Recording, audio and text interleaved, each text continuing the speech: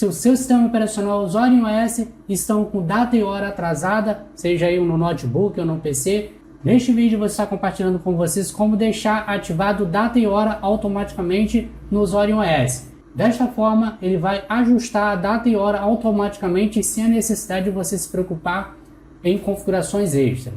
Então, se você já curtiu a dica, deixa o like de vocês, se inscreva no nosso canal e vamos colocar na prática. Como vocês podem ver, eu estou aqui com o horário errado, está informando que é 19 horas, mas já é muito mais do que isso, é 21 horas, então ele está com um atraso aqui, e a data até que está certa, mas pode ser que no de vocês aí a data e hora estejam errados, tá? Ele está marcando aqui 5 de abril, o dia que eu estou gravando esse vídeo, no sábado.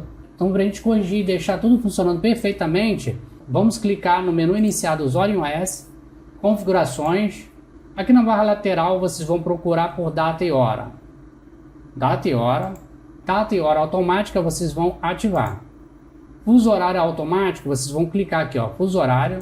Vamos digitar aqui São Paulo, Brasil, e pronto. Ele já ajustou aqui, ó, para 21 horas e 6 minutos, podendo fechar aqui. Ele já ajustou, e como vocês podem ver, também ajustou aqui, ó, 5 de abril, 21 horas e 6 minutos. Vou deixar aqui no formato padrão mesmo, 24 horas, e aqui a gente já pode sair. Como vocês podem ver, ele já corrigiu aqui, deixando a data e hora corretamente. Tudo funcionando aí perfeitamente.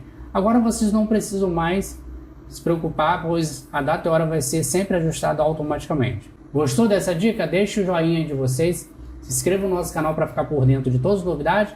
Nos encontramos até a próxima dica e tchau, pessoal!